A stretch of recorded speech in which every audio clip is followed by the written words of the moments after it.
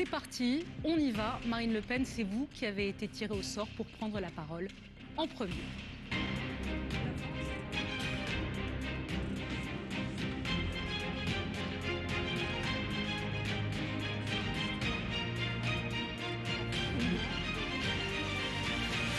Dans le monde.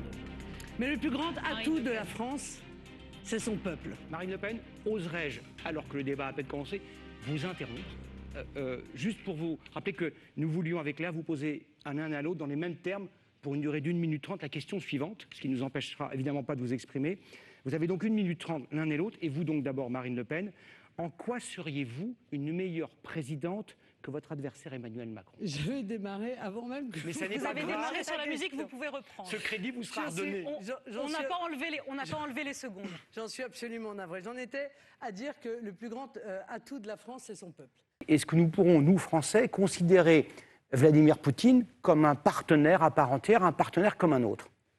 Vous avez été, je pense, l'une des premières responsables politiques européennes, dès 2014, à reconnaître le résultat de l'annexion de la Crimée.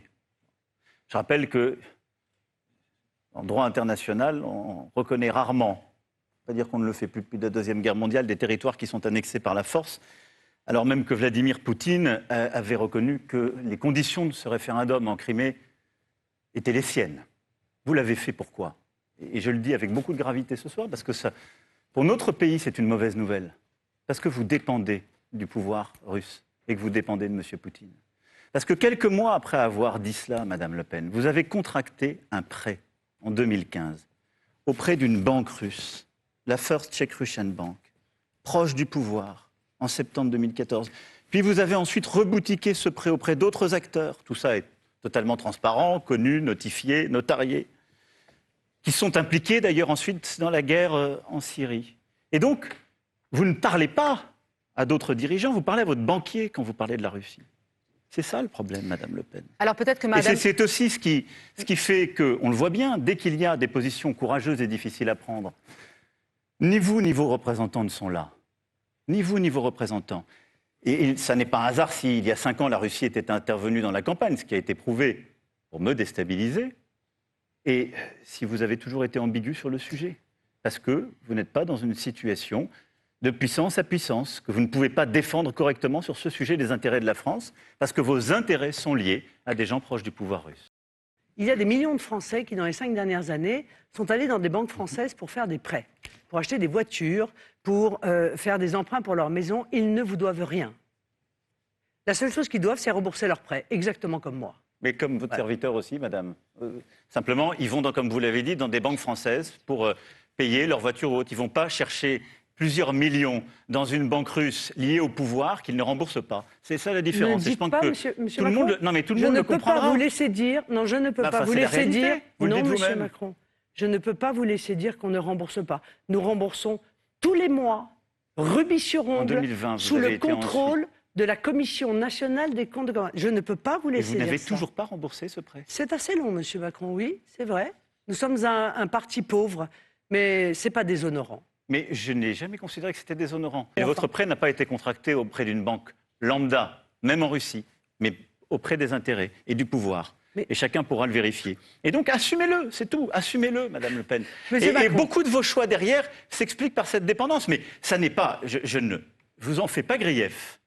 Je dis simplement que d'autres candidats défendant des idées proches des vôtres n'ont pas fait les mêmes choix et qu'ils ont trouvé des financements dans des banques françaises, européennes, que vous avez fait un choix qui manifestement vous a ensuite contraint dans votre position politique et qui ne vous rend pas indépendante sur cette question. C'est un fait. Y compris leur choix de société, car nous faisons des choix de société. Par les votes qu'ils font, les Français font des choix de société, et je considère que la Commission européenne doit les respecter. Donc, je veux faire évoluer cette organisation européenne, mais Monsieur Macron...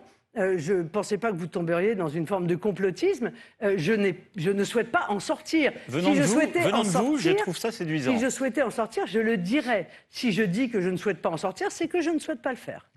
Monsieur Macron, mais je rappelle que vous êtes le président qui a créé 600 milliards d'euros de dettes supplémentaires en 5 ans, dont 2 tiers qui n'ont rien à voir avec le Covid. Mais c'est totalement faux, Madame Le Pen. 600 milliards d'euros de dettes supplémentaires, Madame Le Pen, dont 2 tiers n'ont strictement rien à voir. Ce sont les chiffres d'ailleurs de vos propres ministères qui évoquent 145 milliards pour le Covid. Tout le reste, c'est de l'aggravation de la dette. Parce que c'est la sécurité sociale et les collectivités locales, Madame Le Pen. Non mais d'accord.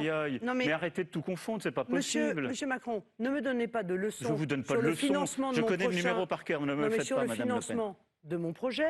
Mais Parce que Madame Le quand on Pen, a 600 milliards Marine Le d'euros Pen, de dette au compteur, Marine Le Pen, vous avez la je parole. reste modeste. On Voilà. a- Car lorsque vous parlez de baisse d'impôts, vous pensez toujours aux gros et jamais aux petits.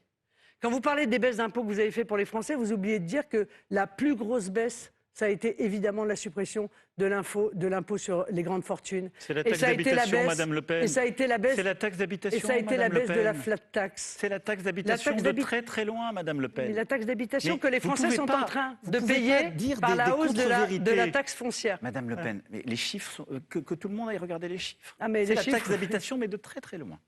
On vous en... Aujourd'hui, comme je le dis, dans vos programmes, il n'y a pas le mot de chômage. Mais vous Pourquoi Parce qu'on a aidé. Mais que vous ayez l'outrecuidance de dire qu'on aide les grands groupes, mais que les restaurateurs, que les artisans, que les commerçants, que les petits industriels qui nous écoutent aujourd'hui, mais viennent témoigner, viennent vous parler et vous dire qui les a aidés pendant la crise Covid. Qui les a aidés avec le fonds de solidarité, avec le chômage partiel, avec les prêts garantis, avec la prise en charge parfois de leur propre cotisation. C'est le gouvernement, je suis fier qu'on ait fait ça. C'est l'argent de la nation. Ce 600 milliards de dettes, on l'a constitué tous ensemble pour protéger, ce qui fait qu'aujourd'hui, Madame Le Pen, alors qu'on a vécu une pandémie comme on n'en avait pas vécu depuis un siècle, on a malgré tout, contrairement aux chiffres que vous pouvez donner, baissé le chômage. Il est passé de 9,6 à 7,4%. Et le Bureau international du travail, comme son nom l'indique, est l'organisme qui fait référence. Il vous plaît peut-être pas, mais personne ne compte les catégories B et C du chômage, puisque ce sont des actifs partiels. Ils seront contents de l'apprendre. Non, mais madame, non, qu'on ne les compte pas dans les chiffres du chômage. Ne faites pas. Ils seront contents de C'est pas l'apprendre. Gérard Majax ce soir, Madame Le Pen. Car ils cherchent un emploi, Arrêtez vous savez. ça. Les chiffres, on parle de vie derrière. Mais la vie de nos commerçants, de nos artisans, c'est ça la dette Covid. Vous avez voté contre. Expliquez-moi quel centime la députée Le Pen a voté contre. La députée Le Pen a voté contre, les votes sont publics. Emmanuel Macron. Mais donc, expliquez ce que vous Macron- auriez fait autrement, Madame Alors, Le Pen. je vais vous expliquer. Expliquez ce que vous auriez fait D'abord- autrement. Et en termes de bilan carbone, c'est notre dépendance aux hydrocarbures. Et vous avez proposé la plus grosse subvention aux hydrocarbures possible, puisque vous baissez la TVA sur ces derniers. Donc, je dis juste que votre programme, il n'y a ni queue ni tête à cet égard. Puisque vous proposez une baisse pérenne, comme vous l'avez dit, sur les hydrocarbures, énergie fossile très polluante, juste par cohérence.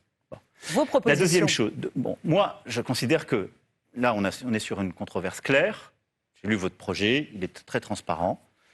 Vous êtes climato-sceptique. Mais vous êtes un peu climato-hypocrite. D'ailleurs, c'est peut-être pour ça que les gens ne croient pas à votre volonté de régler tous ces problèmes-là. Et je vais vous dire pourquoi ils ont raison d'ailleurs. C'est que vous êtes en même temps le pire de l'écologie punitive.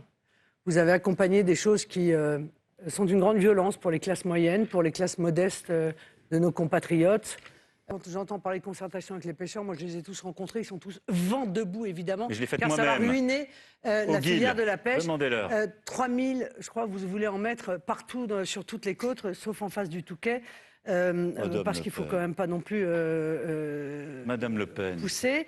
Mais Madame je Le tiens à vous Pen. dire et à dire à ceux qui nous écoutent que Madame oui, Le mais c'est la Pen. réalité. Je suis Non, désolé mais de vous le arrêtez. dire.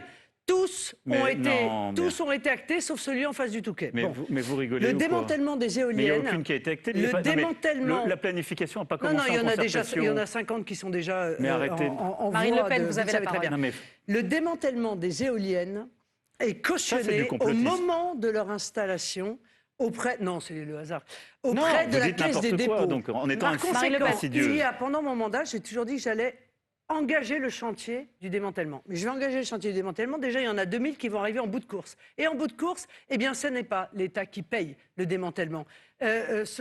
C'était une évidence pour moi qu'il fallait que je fasse de la jeunesse la priorité d'un quinquennat si les Français me font cette confiance. Parce que la réforme que vous proposez est une réforme qui consiste à payer les professeurs en fonction des résultats de leurs élèves. Je ne sais pas si c'est Non. McKinsey qui a proposé Ah, ça, ça y est, je l'attendais celle-là. mais en Vous avez l'espèce... mis du temps, Madame Le Pen. Non, mais vous voyez, là, Vous avez je du pense temps, que là. ça peut être eux, là, franchement, pour le coup. Moi, je suis contre l'interdiction. Je suis pour l'interdiction du voile dans l'espace public. Je l'ai dit de la manière la plus claire. Je pense que le voile est un uniforme imposé par les islamistes. Je pense que une grande partie des jeunes femmes qui le mettent ne peuvent pas faire autrement, en réalité, même si elles n'osent pas le dire, puisque celles qui ne le mettent pas, en revanche, témoignent du fait qu'elles sont isolées, du fait qu'elles sont insultées, du fait qu'elles sont mises de côté et accusées d'être impures. C'est ça, hein, je crois. Cette situation n'est pas admissible dans notre pays. Donc il faut libérer l'ensemble de ces femmes, il faut faire reculer les islamistes. Et pour cela, je le crois, il faut interdire le voile dans l'espace public. Emmanuel Macron, que ferez-vous si vous êtes réélu concernant le port du voile dans l'espace public? Restez-vous au statu quo présent ou changez? Dans les services publics, il y a une neutralité des services publics, elle est absolue. Par contre, dans la cité, vous allez créer la guerre civile si vous faites ça. Je vous le dis en toute sincérité. Parce que ça veut dire que vous vous attaquez... C'est très grave ce que vous dites là, monsieur. C'est très grave parce que ce que vous proposez C'est très grave parce que ce que vous dites, c'est qu'en réalité, les gens n'accepteraient pas de se soumettre à la loi. Ce que vous dites est très grave. Je vous le dis non, vraiment je trouve avec que beaucoup... c'est vous qui... Non, interdire le voile... Vous êtes en train de dire... Vous considérez par anticipation qu'il y a un certain nombre de personnes qui refuseraient d'appliquer la loi. Madame Le Pen, je suis en train de vous dire que la France, patrie des Lumières, de l'universel, serait le premier pays au monde à interdire les signes religieux dans l'espace public. Le premier pays au monde. C'est ça ce que vous proposez. Ça n'a aucun sens. Ça n'est pas le respect de nos valeurs.